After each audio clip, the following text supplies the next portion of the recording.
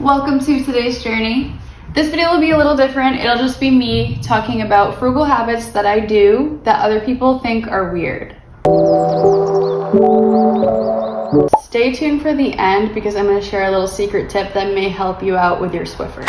The first one, I don't use paper towels. I think they're a complete waste. You just spend your money to throw them away and they're not reusable in any way. Instead of using paper towels, I bought these. They're just reusable cloth towels. You could make your own with old clothing or rags that you have laying around, but you just throw them in the wash when you're done with them. You can reuse them. The next one is to repair items instead of replacing them. I do have an iPhone 12. I'm not big on getting the newest thing every year. I don't want to spend $800 on a new phone that I don't really need. I did notice that on my iPhone 12, the battery life was degrading.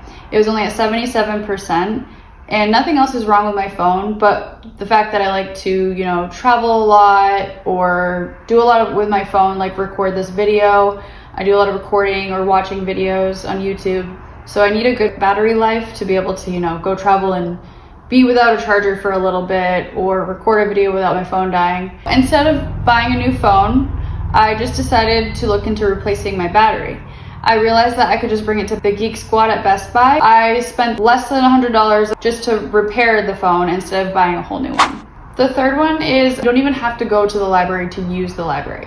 My library has an app where you can download audiobooks. So you just have to make sure you remember to return it. Like, you don't actually go to the library to return it because it's an audiobook, but you have it for a certain amount of time and then they will charge you if you forget to return it after that amount of time. But you don't even have to leave the house to use the library these days. I was thinking about using Audible because I'm not a reader. I'm trying to get more into reading. So instead of doing that and paying a membership, I can just use the library for free.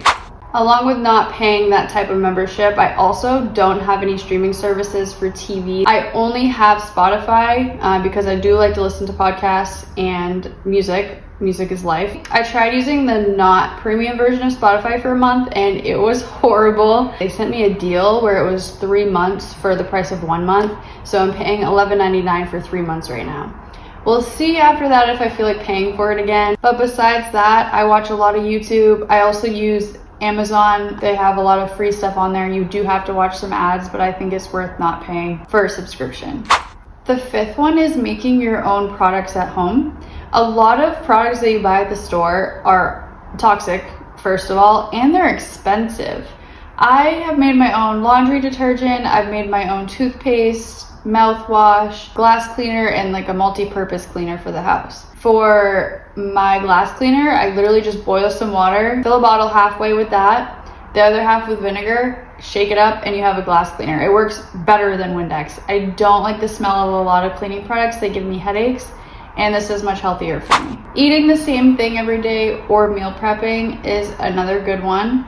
I have meal prepped for years, mostly because I used to work second shift and the cafeteria at my work was closed by the time I got there. And this isn't just frugal, but it just gives you more of a consistency in your day. Like, okay, I'm gonna take 1, maybe 2 hours out of my day on the weekend and just prep all this food for the week. You don't have to worry about cooking at home every night when you get home from work and you're tired. It's good for your budget and also just for your health. When you cook your own food at home, you know what's going into your body. This one is good for birthdays, Christmas, any holiday where you're giving someone a gift, and it's to make gifts instead of buying items as gifts. Making gifts is such a more thoughtful way of giving somebody your love. I made candles for people. I actually bought a little set off Etsy where you could have different scents, and they came with little jars and they were super cute. I'm a very creative person, so that was so much fun for me to do. I think just trying something new and making something for someone is beyond any feeling that you could get from just giving someone a toy. The last one that I do that people probably think is weird is to not use the dryer. I'll just put everything on hangers in the closet and then just let it sit for about a day, and most things are dry after that. You can save so much on your energy usage if you just don't use the dryer. I would say my frugality started almost 5 years ago. When I started my debt journey, I started backing off on spending money on a lot of things. So that makes you become frugal, even if you're not trying. If you want to start being more frugal, definitely just try little things around your house. So my little secret on the Swiffer wet jet, instead of using their toxic liquid I put in there, you can make your own. I made my own with Castile soap. You just add in some water, and if you want to put an essential oil in there, you can. And then you just use that to mop your floor instead of that harsh smell of the ones that they use. The fragrance and the smell of those just makes me nauseous. You do have to get the top of the bottle off. So you just have to tip it upside down where the cover is and put it in some boiling water. If you let it sit for a few minutes, you might have to use a knife, but you can pop it off and then fill it up with what you want and put it back on. So those are some of my frugal habits that I use. I know there are much more out there. I even have more that I use that I just didn't list in this video. Maybe stay tuned for a part 2 of this. Thanks for watching.